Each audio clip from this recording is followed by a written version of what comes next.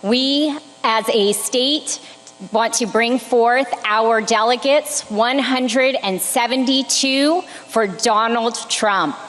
Republicans ने अपने national convention का आगाज डेमोक्रेट्स के कन्वेंशन से इंतहाई मुख्तलिफ अंदाज में किया। दिन के वक्त प्राइम टाइम नाजरीन की नजरों से दूर पार्टी के 2500 मंदूबीन में से सिर्फ चंद सौ की मौजूदगी में सदर ट्रंप की दोबारा नामजदगी के लिए हिमायत का इजहार किया गया। डेमोक्रेट्स ने अपने इस रोल कॉल को मुल्क की एक मजमूई तस्वीर पेश करने के मौके के तौर पर इस्तेमाल किया, जिसमें पार्टी मंदूबीन ने बजरिया वीडियो वोट डालने के साथ अपनी रियासतों के बारे में मुख्तसरन तारीफी कलमात भी पेश किए। I actually think the virtual convention has been a boon to both parties. मेरा ख्याल है कि वर्चुअल कन्वेंशन दोनों पार्टीज के लिए बहुत फायदेमंद साबित हुआ। एक तो ये कि इससे डीएनसी को मौका मिला कि वो डेमोक्रेट पार्टी के अंदर पाए जाने वाले इख्तिलाफात को छुपा सकें। माजी के उस वक्त के बरखिलाफ जब बर्नी सैंडर्स की नामजदगी का सवाल उठा था, उस बार उनकी हिमायत में कोई बड़े मुजाहरे नहीं हुए या आवाजें बुलंद नहीं की गईं। And you know what Joe Biden will do.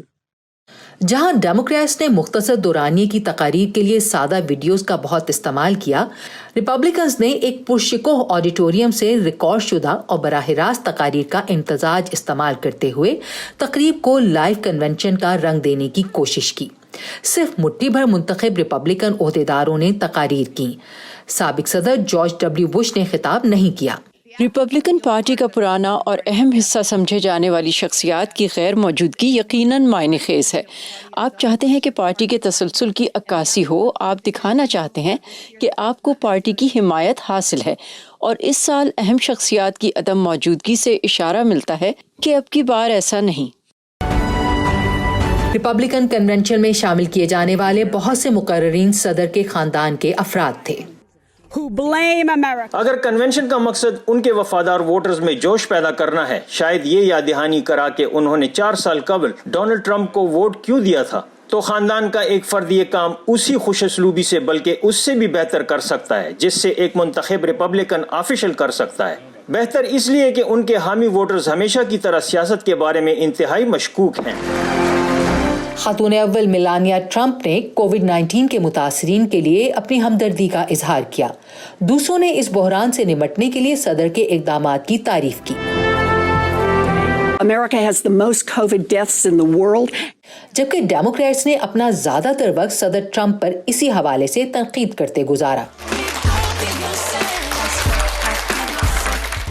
जो बाइडन ने अपने मेहमानों से जूम के जरिए बात की, और जब कभी भी वो दूसरे लोगों के नजदीक आए तो उन्होंने इस बात को यकीनी बनाया कि वो मास्क पहनकर उसकी अच्छी मिसाल बने।